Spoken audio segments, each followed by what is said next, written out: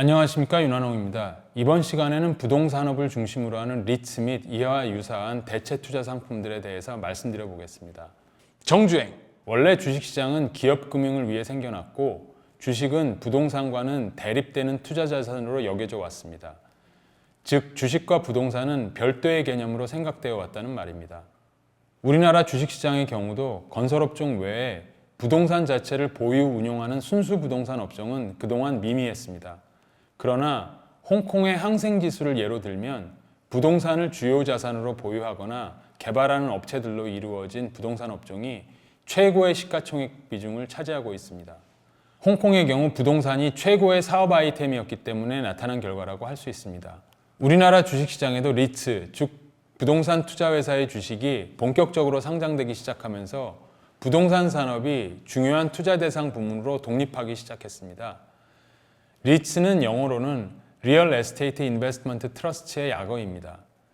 부동산 투자 신탁이라고 번역할 수도 있습니다.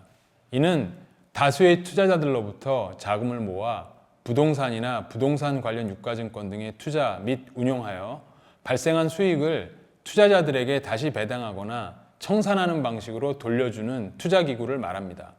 미국의 경우는 투자 대상을 전통 부동산에 한정하지 않고 다양한 대체 투자 자산으로 삼고 있는 신종 리츠도 다양하게 선보이고 있습니다.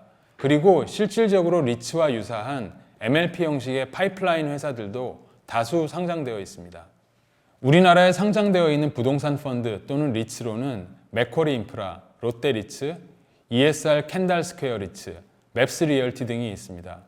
이들은 기초 자산으로 민자도로, 상가, 냉동창고, 상업용 건물 등 다양하게 구성되어 있습니다. 공통점으로는 어느 상품이든지 일정 기간 꾸준한 임대료 또는 통행 수수료가 발생하고 유지보수 비용을 제외한 후 약 90%가량의 수익을 투자자들에게 정기적 배당으로 지급하는 구조라는 점입니다. 미국의 경우 특이한 리츠인 동시에 시가총액이 높은 종목으로서 아메리칸 타워 코퍼레이션이 있습니다. 이 회사 또는 리츠는 세계 각국에서 방송통신용 송수신탑을 주요 자산으로 보유하고 있습니다. 이를 방송사와 통신사에 임대해주고 대가로 얻게 되는 수익을 투자자들에게 배당하고 있습니다. 5G 투자 활성화에 편승해서 다른 리츠와는 달리 고성장 종목으로 대접받으며 높은 주가 상승률을 기록하던 기간도 있었습니다. 이러한 리츠가 인기가 높았다는 사실에서 얻을 수 있는 중요한 시사점이 있습니다. 정기적 임대 수익이 나오는 자산이면서 운영의 전문성이 필요하고 임차인이 되는 전방산업이 고성장하는 조건을 갖춘 임대자산은 꼭 부동산에 한정될 필요가 없다는 것입니다.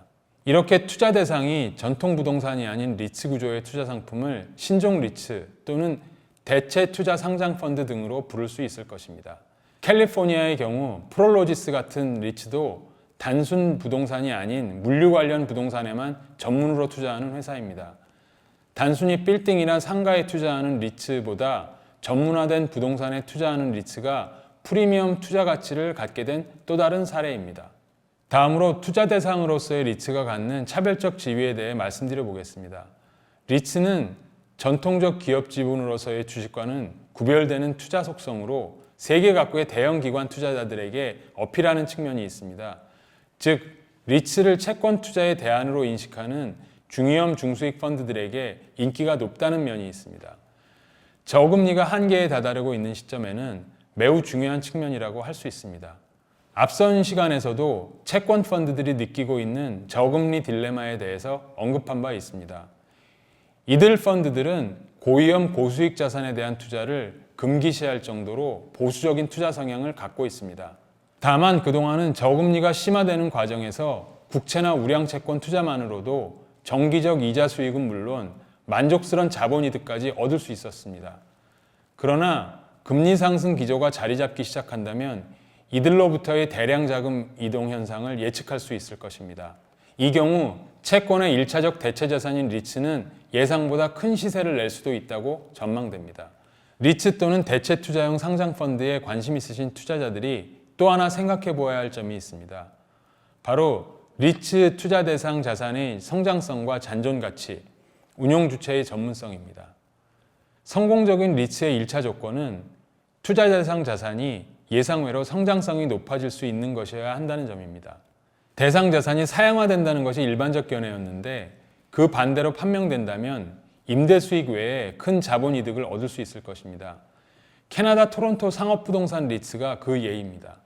토론토 부동산은 커머디티 시장 침체로 부정적 전망이었으나 도시가 인공지능 연구의 중심지로 급부상하면서 상업부동산 임대료가 예상외로 급상승했던 바 있습니다. 다음으로 현재는 높은 임대 수익을 얻는 듯 보이지만 잔존 가치가 예상외로 적은 자산에 대해서는 투자를 피해야 합니다. 대표적인 예로서 선박 운영 리츠의 사례가 있었습니다. 초기에 고율 배당을 지급하던 리츠가 청산 시점에서 형편없는 잔존 가치로 기초자산 선박을 처분할 수 없던 상황에서 투자자들은 충격적인 마이너스 최종 수익률을 감내할 수밖에 없었던 경우도 있었습니다. 마지막으로 운용자산이 매우 독특한 전문성을 요하는 경우 높은 리츠 주가 상승률을 기록할 수도 있습니다. 앞에서 말씀드렸던 아메리칸 타워가 전형적인 사례입니다. 리츠이지만 성공적인 IT 플랫폼 주식의 수익률을 능가하는 투자 성과를 달성한 경우입니다. 안정적 배당까지 정기적으로 수령하면서 높은 주가 상승률도 동시에 달성한 성공 사례였다고 할 수 있습니다. FM스쿨 이상으로 부동산 관련 부문에 대해 말씀드렸고 산업 분석을 마감하도록 하겠습니다. 감사합니다.